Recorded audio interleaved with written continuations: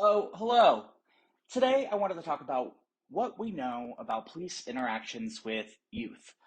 I'll start by discussing the nature and extent of interactions with the police, the extent to which officers arrest teens and for what, and why race and ethnicity may only play an indirect role in officer decision making.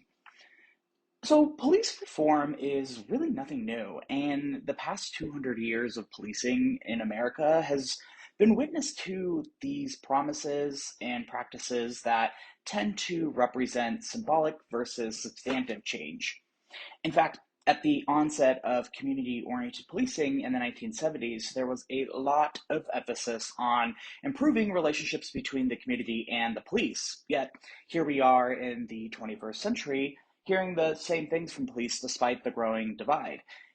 Even more problematic is how, despite the insistence of reforms, people of color, adolescents, and other vulnerable populations continue to bear the brunt of this so called progress. Teens in the United States continue to be criminalized every day, with extra legal factors such as race, gender, and household income contributing to the risk of having interactions with the police, getting arrested, and being referred to the juvenile courts. Compared to any other age group, youth between the ages of 16 to 24 are the most likely to have interactions with the police, and most of which are involuntary or police initiated and account for over a third of all police citizen interactions.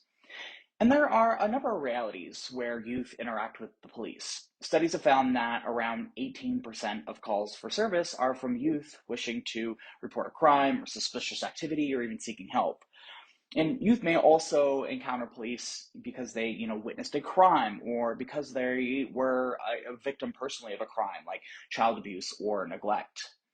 But the two most common settings youth generally interact with police are during traffic stops and during school.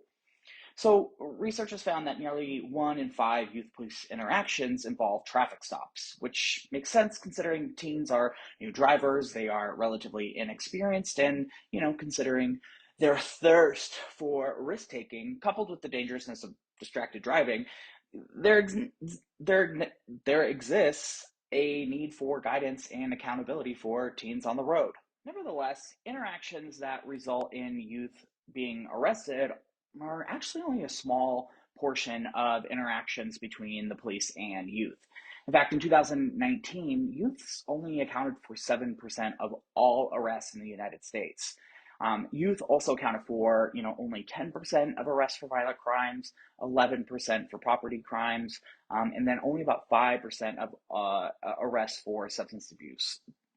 That being said, while youths account for a small proportion of all arrests, officers still remain the primary gatekeepers for whether juveniles actually encounter the legal system. And this is because over 80% of delinquency referrals to the juvenile courts are made by law enforcement. Although cases involving serious and violent crimes limit officers' discretion, most encounters with youth really involve these minor offenses, loitering, truancy, some of these status crimes, where essentially they're really only crimes because of the status of the individual committing them, such as like underage drinking. Adults can drink alcohol, but youth, not so much. And research on racial biases in arrests are much more complex than saying officers are more likely to arrest black children because they're racists. But similar to studies of juvenile court outcomes, the evidence suggests that the role of race is largely indirect, meaning that it influences decisions in specific situations. So, in other words, racial and ethnic disparities really reflect decisions that are not solely guided by the color of someone's skin. For example, studies have found that how officers handle situations is largely related to the demeanor of the suspect. So, officers often interpret these hostile attitudes as an indicator of criminal propensity. So, if officers stop a teen just to warn them about wearing a helmet while they are riding their bike and the youth immediately becomes hostile, it's probably more likely that the warning may turn into a ticket. And there's evidence that officers view the demeanor of Black citizens to be more hostile than white counterparts.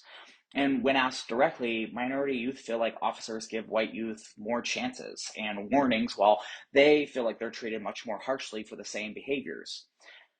Yet, there's not really a ton of definitive evidence using rigorous methodologies to clarify how these explicit and implicit biases towards race influence decision making, particularly when these decisions are involving youth.